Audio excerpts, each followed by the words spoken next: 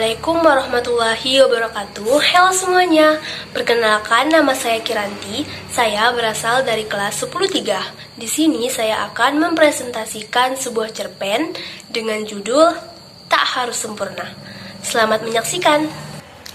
Keisha, seorang siswi di SMA yang kini berusia 15 tahun, berasal dari keluarga yang rukun dan harmonis.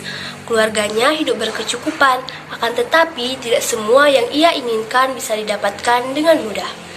Keisha ini merupakan figur anak yang ceria.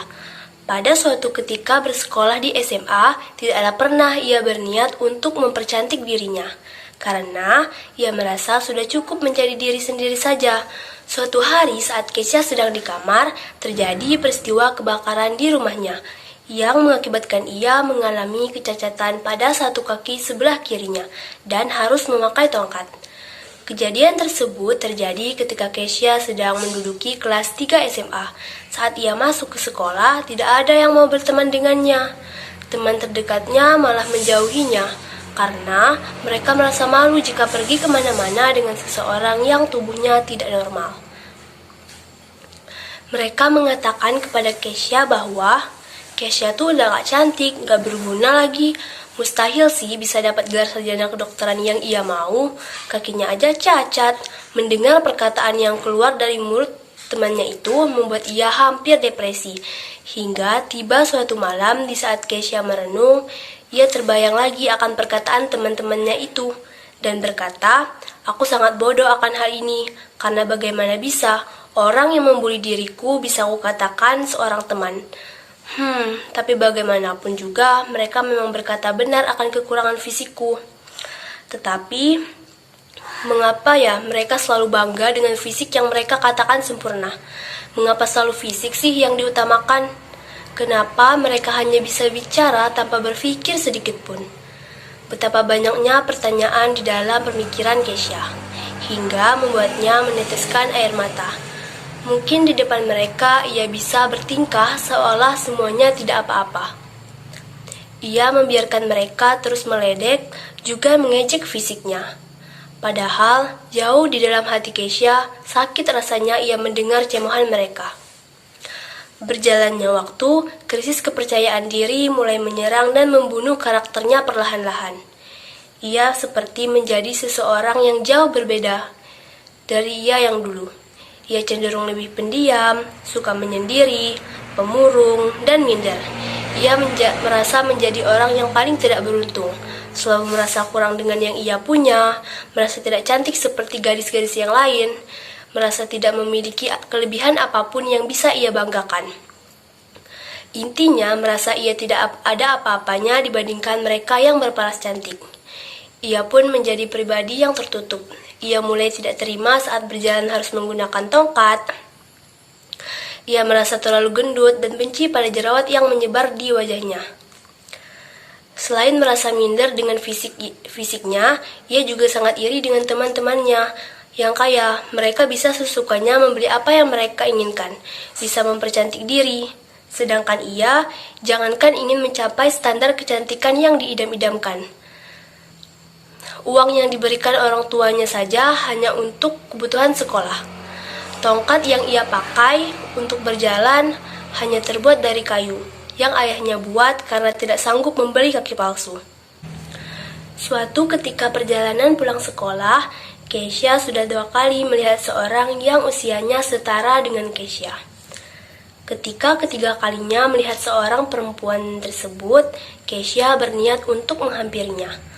Ternyata ia sedang memulung untuk makan sehari-hari. Kondisinya sangat memprihatinkan, bajunya compang-camping, lusuh, kotor, dan matanya buta. "Assalamualaikum, kenalin, nama aku Keisha." Anak perempuan itu hanya tersenyum tanpa mengatakan apa-apa. "Maaf ya, aku ganggu kamu." Keisha jadi merasa tidak nyaman karena mengganggunya, tetapi tak lama perempuan itu duduk dan mengajak Keisha untuk duduk bersamanya. Awalnya Keisha ragu-ragu, tapi akhirnya ia pun duduk di samping perempuan itu. Selama Keisha duduk, perempuan itu tidak berbicara sama sekali. Karena perempuan itu terlihat sangat capek, Keisha memberikan minuman dan makanan kepadanya. Waduh, kok repot-repot kak? Terima kasih ya. Perempuan itu sangat berterima kasih banyak sampai-sampai ingin memeluk Kesha. Tetapi entah kenapa ia malah menundukkan pandangannya ke bawah. Kesha tahu mengapa perempuan itu tidak jadi memeluknya karena pakaiannya yang sangat kotor. Tetapi Kesha tidak peduli. Ia pun memeluk perempuan itu dan mengatakan, "Makanannya dihabisin ya, biar kenyang." Perempuan itu tersenyum dan memakan makanan itu dengan sangat lahap. Melihat itu, Kesha hanya duduk diam sampai perempuan itu selesai makan. Setelah selesai makan, Kesha lalu berusaha mencairkan suasana dengan bertanya kepada perempuan itu, "Rumah kamu di mana? Dan kalau orang tua kamu, kemana? Kok kamu di sini sendirian dengan kondisi kayak gini?" Setelah diam agak lama, perempuan itu menjawab, "Nggak punya rumah kak, aku tidurnya ya di mana-mana. Kadang di emperan toko, macem-macem lah. Kalau ibuku udah meninggal, dan setelah meninggalnya ibu, ayah mulai berubah dan pergi meninggalkan aku. Tapi alhamdulillah kak, walaupun aku buta, aku masih bisa mulung. Karena dengan memulung ini, penghasilannya bisa buat makan, dan juga aku sangat senang. Di sekitar aku masih banyak orang-orang baik. Seperti kakak, makasih ya kak." Perempuan itu menceritakannya sambil tersenyum penuh syukur, yang membuat Kesha tersadar bahwa dirinya selama ini kurang bersyukur. Kesha mulai rindu dengan dirinya dulu, yang apa adanya tanpa mengikuti beragam kesempurnaan orang lain. Karena sifatnya yang jelek itu, ia jadi selalu membandingkan dirinya dengan orang lain. Tapi, akhirnya ia sadar, perlahan-lahan sifatnya ini mulai menghancurkan dirinya sendiri. Ia pun kembali membulatkan tekad untuk tetap semangat bertahan pada pendiriannya, menempuh pendidikan di Fakultas Kedokteran setelah lulus nanti. Tak peduli apa yang orang-orang katakan. Ia tahu orang tuanya tidak sanggup untuk membiayainya, tapi itu bukan penghalang. Ia belajar lebih giat lagi dan alhamdulillah ia mendapatkan beasiswa. Di samping itu, karena ia tidak mau membebani orang tuanya, ia bekerja semampunya untuk makan sehari-hari. Karena beasiswa yang diberikan hanya untuk membayar uang semester dan kebutuhan kampus lainnya. Ia tak pernah berhenti berjuang dan melalui semuanya dengan diiringi doa yang selalu ia juga orang tuanya panjatkan di setiap harinya. Meminta agar diberi kemudahan dalam hal apapun. Dan yang membuat ia semakin kuat, karena dalam menjalani kuliah selalu adanya support system dari kedua orang tuanya.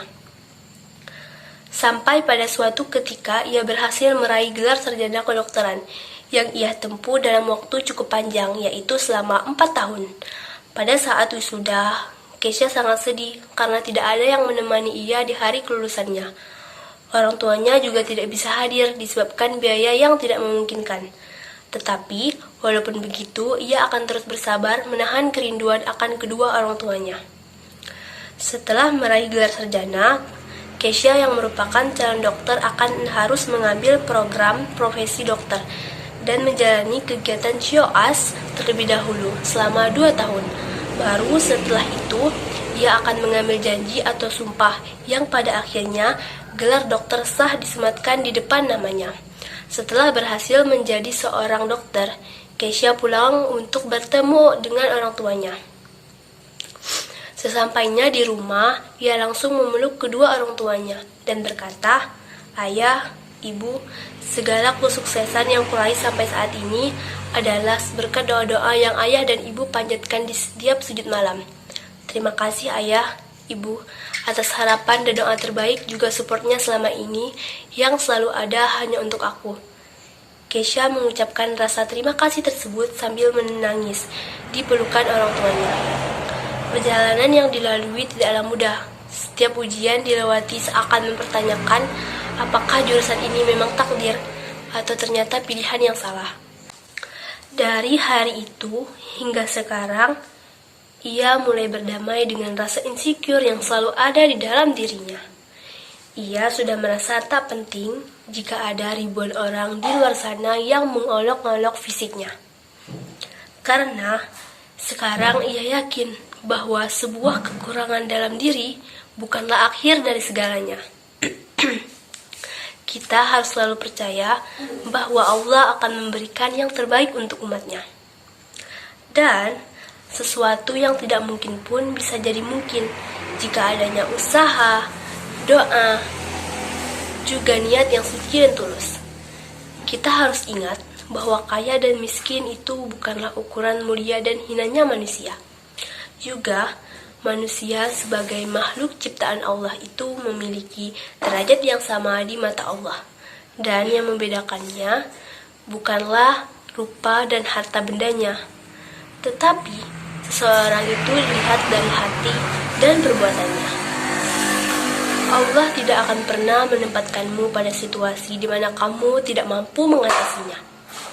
Allah tahu kamu kuat, maka Ia mengujimu dengan lebih hebat. Dan mungkin jatah pemberian nikmat untuk kita masih tersimpan di surga.